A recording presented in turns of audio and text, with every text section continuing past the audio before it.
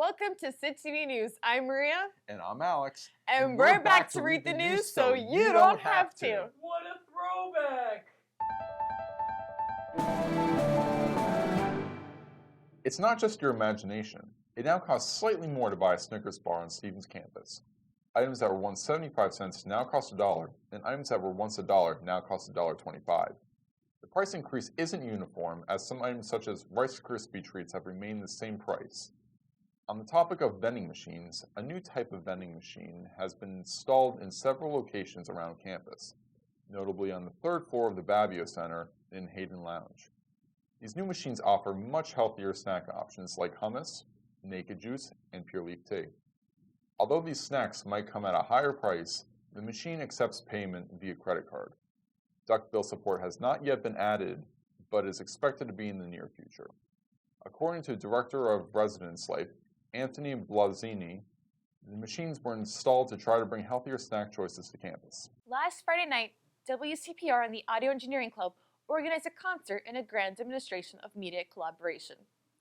The concert was opened by Steven's own Hexdog, an indie rock band performing for the first time, featuring Emma Murphy on bass and vocals, Rashad Naik on drums, Kenny Rexar on guitar, and Andy Waldron on vocals, keyboard, and glockenspiel.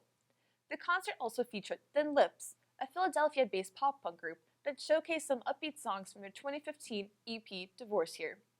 The show was headlined by Alex G. The artist's unique style allowed the audience to feel included in the performance as they watched from afar. The concert was streamed live on WCPR.org. The enigmatic Senior Honor Society, Khoda, recently released their constitution and bylaws to the public. Our correspondent, Melina, asked students what they thought of the organization. I'm Alina, and we're here on the Stevens campus asking students what they think about Khoda. So I'm here with... Chris Hittner. And what do you know about Khoda?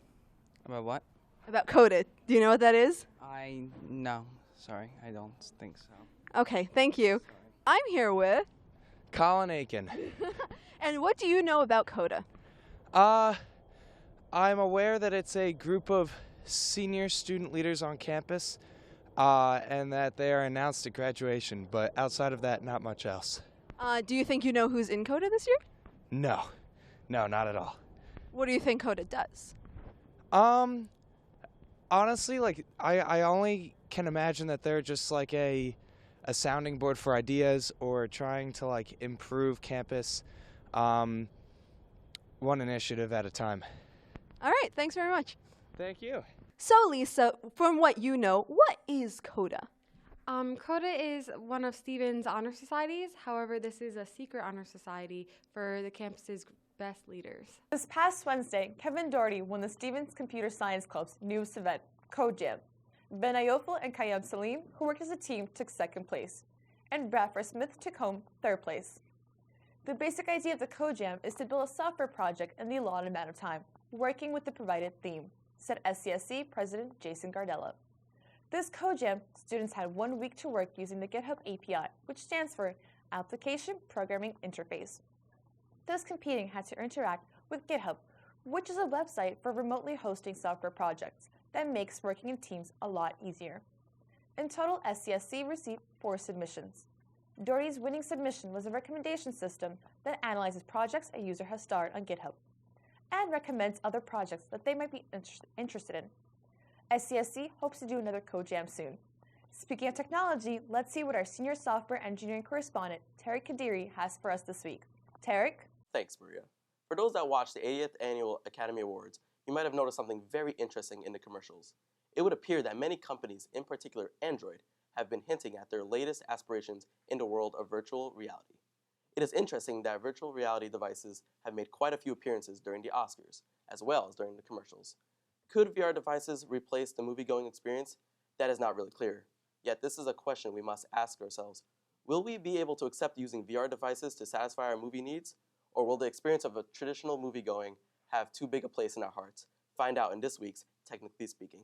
Back to you. Thanks, Tarek. And that's this week's news. For more, check out thestute.com and youtube.com/SITTV. Thank you for watching SITTV News. I'm Maria. And I'm Alex, filling in for myself.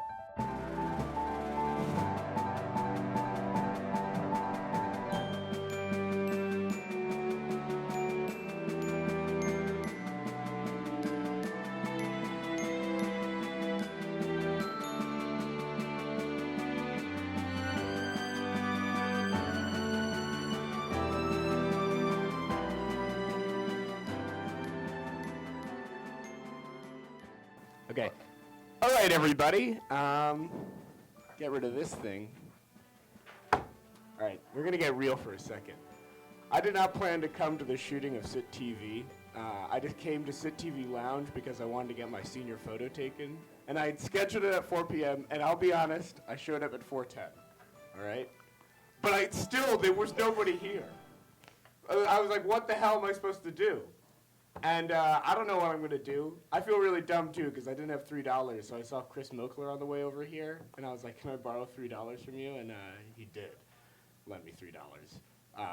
But yeah, now I don't know what I'm going to do. I don't know if my senior photo is going to be in the yearbook. Sorry for interrupting your guys' broadcast.